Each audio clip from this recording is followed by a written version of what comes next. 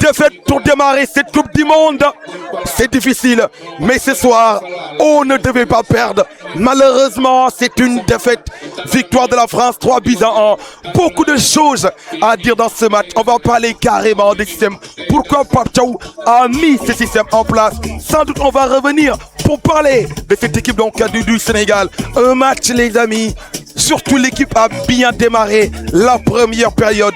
On maîtrisait cette équipe française. Les choix tactiques de Pape Thiaw de bien non seulement cadenasser les côtés.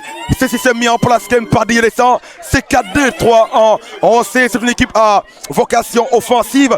Il fallait non seulement fermer les côtés, de cadenasser les côtés, avoir un milieu qui est capable d'aller chercher le ballon. C'était le cas de Gana Gueye. Un milieu capable de sortir les ballons, les transitions rapides et un milieu capable de se projeter vers l'avant. Lamine Camara, malheureusement, il n'a pas fait son travail. Vu la première période de l'équipe nationale, le Sénégal a dominé la France. Certes, la France avait la possession de la balle, mais on était beaucoup plus dangereux puisqu'on était présent avec notamment le retour de nos ailiers, que ce soit Sadio et Iso pour fermer les côtés. On a réussi non seulement à bien cadenasser les côtés, malheureusement, ce qui manquait, il fallait non seulement se projeter vers l'avant. Lamine Camara devait faire le travail. Certes, on a eu des occasions. Ismaël Assar avait la balle d'1-0 avant la mi-temps. Mais on a vu notamment le travail du terrain de Gana Gueye qui allait pousser et couper quand même cette verticalité. On sait, la France, c'est une équipe qui joue toujours en verticalité. Il fallait non seulement couper ça. On a travaillé sur ça. L'équipe était en place en première période.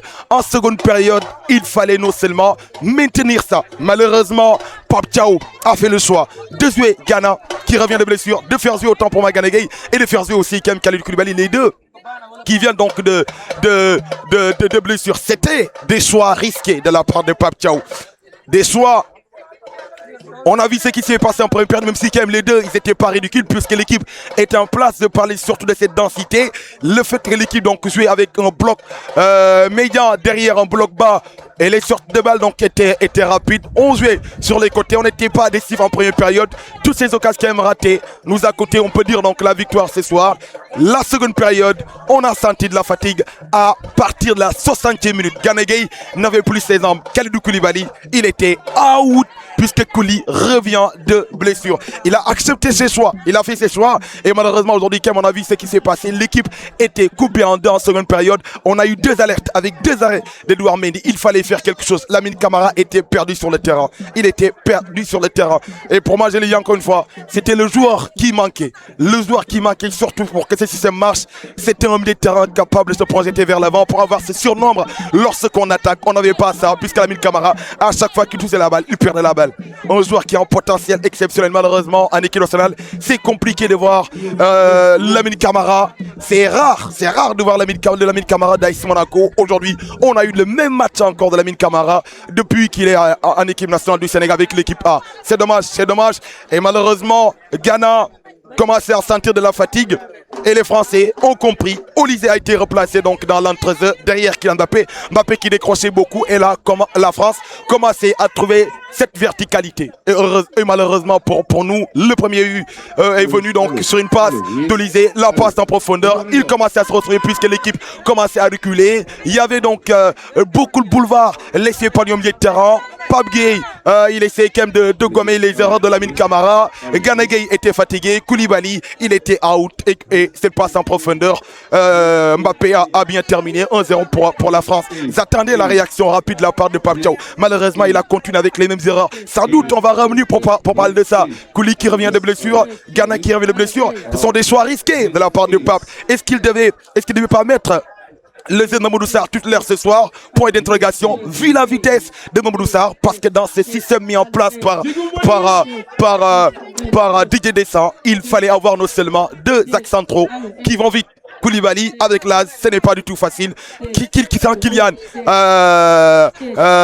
fait un appel et prend la profondeur. Kouli est toujours en retard quand même sur ses interventions. Malheureusement, on a pris quand même ce second but avec la rentrée de Barcola. Une passe en profondeur. Kouli était en retard. Encore c'est bon piqué. Edouard Mendy ne pouvait absolument rien du tout. L'équipe a réussi non seulement à réduire le score avec grâce à Ibrahim Baye qui a fait une très bonne entrée. Ibrahim Baye qui a montré à tout le monde peut-être il peut être titulaire contre la Norvège, mais malheureusement l'équipe a encaissé ce troisième but qu'on ne devait pas encaisser. Ça montre carrément que Certes, on a une belle équipe, mais malheureusement, des fois, on n'arrive pas à gérer nos temps forts et nos temps faibles. C'est dommage, on n'arrive pas à gérer nos temps forts et nos temps faibles. Et malheureusement, aujourd'hui, quand même, c'est une défaite. C'est une défaite.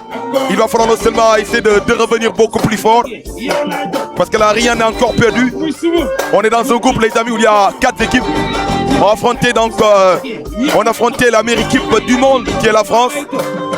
Et la France qui donc nous a tapé 3-1. Ce n'est pas fini, il va falloir non seulement que l'équipe se ressaisisse rapidement. On a un autre match contre la Norvège. Il va falloir non seulement attendre de voir comment la Norvège donc, va démarrer sa Coupe du Monde contre l'Irak. Si la Norvège gagne, la Norvège va jouer sa qualification face à nous. Maintenant, rien n'a encore perdu. Il va falloir non seulement battre la Norvège et rentrer à cette Coupe du Monde. On était dans le même format lors de la dernière Coupe du Monde où le Sénégal avait perdu son premier match, battu par les Pays-Bas 2-0. Là, on perd 3-1. On avait réussi donc à enchaîner avec 2 victoires en battant le Qatar. Même si quand même cette fois ça va être différent. On n'aura pas une équipe faible, on aura la Norvège. On avait battu le Qatar, ensuite donc l'Équateur. Là on n'a plus de calcul, on fait plus de calcul. On bat la Norvège et on bat donc l'Irak pour pas non seulement se qualifier pour les sixièmes de finale. C'est dommage parce que là, cette équipe avait ce potentiel de gagner ce match. Malheureusement, on a montré beaucoup de lacunes dans cette seconde période. Et pour moi, la réaction de Pape Thiaw était tardive. C'est une défaite difficile à accepter. Mais la compétition n'est pas finie. On est derrière cette équipe, les amis. On encourage. Certes, Ismaël Assar avait la balle d'1-0.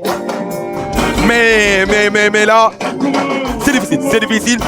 Maintenant, on va voir quel 11 Pape Thiaw va aligner contre la Norvège, qui est une équipe quand même différente.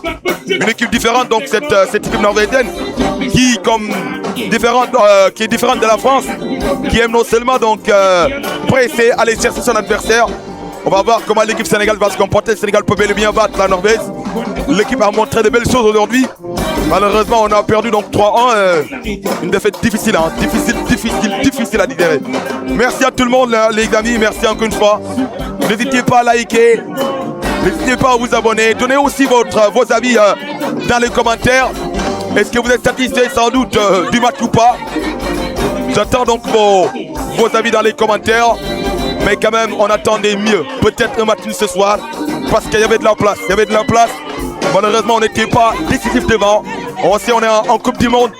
Dans 16 ans de match, si tu ne marques pas, les cadres des amis, donc il n'y a que des joueurs de qualité.